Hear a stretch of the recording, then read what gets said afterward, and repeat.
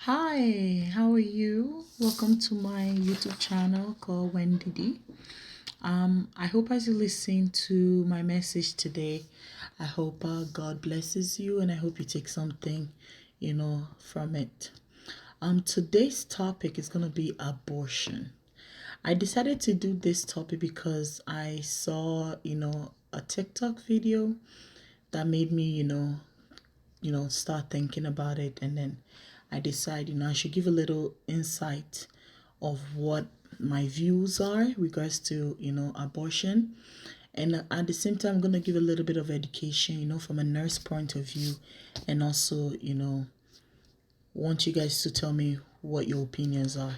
If I get lots of views and lots of subscription from this video, I'm going to give you a little bit story about myself regards to pregnancy. So let's start. What is abortion? A lot of us don't know what is abortion, and some of us do, or sometimes there's a misconception or different definitions of what abortion is. So technically, an abortion is a termination of a human pregnancy, and this is most often performed within the first trimester. It can be performed the second or third trimester depending on, the situation or what surrounds the pregnancy. So what I mean termination, it means removal, or I don't want to use this word, but destroying, or, pretty much removal of a fetus or pregnancy. Now, to give more insight about abortion, unless there is a rare or serious complication that is untreated before or prior to getting an abortion, there will be no risk of whoever is having abortion ability to have children in the future. So, like if you're having abortion within the 8 weeks, you have a 94 to 95% chances of it working. If you're having 8 to 9 weeks, you have a 94 to 96% chance. If you're having 9 to 10 weeks, you have a 91 to 93%, unless you are being treated with extra dose of medication. If you have like 10 to 11 weeks, you have a 87% chances. But then when you use a medication, it is a 98% chance. In US, there is one in like I said, in US, there is 1 in 4 women who will abort by the age of 45 years old. I know that's a lot, but in US, 1 in 4% of women by the age of 45 will have an abortion. And some people have abortion in different, times. Some have it within the first trimester, like I stated before. Some have it within the second trimester. Some have it within the third trimester. And, depending on what, the condition is surrounding the pregnancy. So now I'm going to talk about the different types of abortion. So there's technically 4. I'm going to talk about 3 different types of abortion. The first type of abortion is called vacuum aspiration. So vacuum aspiration is the more often one that people usually take. This one is like surgically. This is where you use like the vacuum, the suction, to suction it out, leaving normally your cervical is supposed to be closed. I'll show you like a picture. Your cervical is supposed to be closed, but then they have this instrument that they use to open it up so that the doctor or whoever is doing the procedure can see into your womb, like your cervix, and be able to remove the baby. And then we have the medical procedure. That one is when you use pills, like you use different kind of pills, usually 2 type of pills. The first type of pill is called mifepristone. I hope I pronounced that right. Mifepristone is spelled Mifepristone.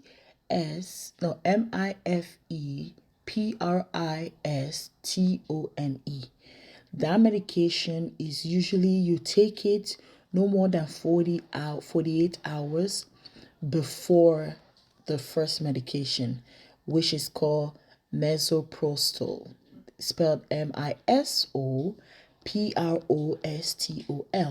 This misoprostol is used to stop the baby or the developing fetus from developing any longer. So what it does is just trigger the uterus to empty, whatever that's there within 1 to 4 hours of taking the medications. The other procedure is called dilation evacuation. This one is also surgical, and you do it within the second trimester. It's that the dilation evacuation, that one is not usually recommended. You only do this, like, you can do it in the second trimester, but it's not really recommended unless it's like, there's a main reason why for the doctor to do it. The other procedure is called labor induction. I said I was going to say 3, but this fourth one, you don't usually do it unless that person, the woman, is in danger, like serious danger. This procedure is usually rare. You don't do it. This is usually do this at the late term in your second or third trimester. So this one is a dangerous. So next I'm going to talk about the first 3 months of pregnancy, what the baby is developed. The first month of a baby, usually the baby develop the lymph buds usually start appearing. The lymph buds are like the arms and the legs of the baby start developing. From there, the heart and the lungs are formed by like 22 days, and then the heart beats.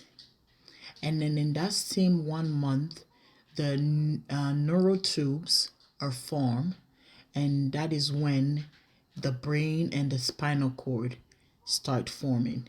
And at the end of that first month, the baby is like, let's say, 1/4 inch. And that's when the women start developing, like, the hormones increases, you start having morning sickness, all those other things.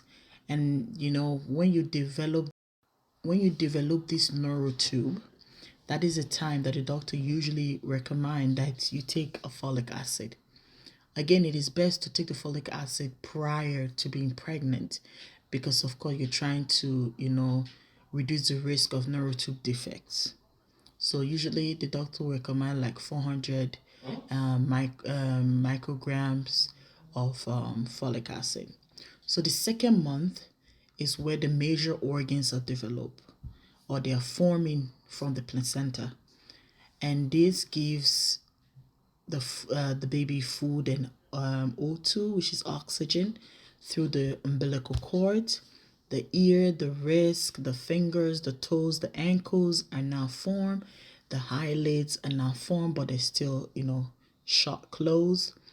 And at the end of that second month, the baby is like one inch less, which is almost 1 ounce.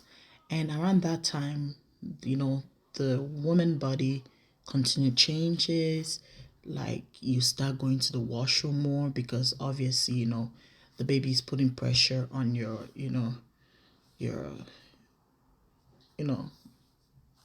tube, and then your nipples start to change color and continue to hurt even more. Then on the third month, what happens is your fingers or toe nails are formed. The mouth now has 20 buds. What I mean by 20 buds, this is where, like your gums here, that's where the baby teeth starts to form. Then the baby start having fine hairs on the body, like on the skin. Then around that stage is where you can hear the baby heartbeat for the first time. At the end of that third month, the baby is around 2.5 inches, 2.5 to 3 inches long, which is around 1 ounce. And at that time again, the woman body start to feel weak more. They get headache. And around this time is where you see some women gain 2 to 4 pounds. From 5 to 13 weeks of pregnancy. After administering anesthesia, the abortionist uses a speculum like this. This is placed inside the vagina and opened using this screw on the side, allowing the abortionist to see the cervix, the entrance to the uterus. The cervix acts as a gate that stays closed for the duration of pregnancy, protecting the baby until it is ready for birth. The abortionist uses a series of metal rods called dilators, like these, which increase in thickness, and inserts them into the cervix to dilate it, gaining access to the inside of the uterus where the baby resides. The baby has a heartbeat, fingers, toes, arms, and legs, but its bones are still weak and fragile. The abortionist takes a suction catheter like this one. This is a 14 French suction catheter. It's clear plastic, about 9 inches long, and it has a hole through the center. It is inserted through the cervix into the uterus. The suction machine is then turned on with a force 10 to 20 times more powerful than your household vacuum cleaner. The baby is rapidly torn apart by the force of the suction and squeezed through this tubing down into the suction machine, followed by the placenta. Though the uterus is mostly emptied at this point. Now, my opinion regards to abortion. I inhale because, everybody have different,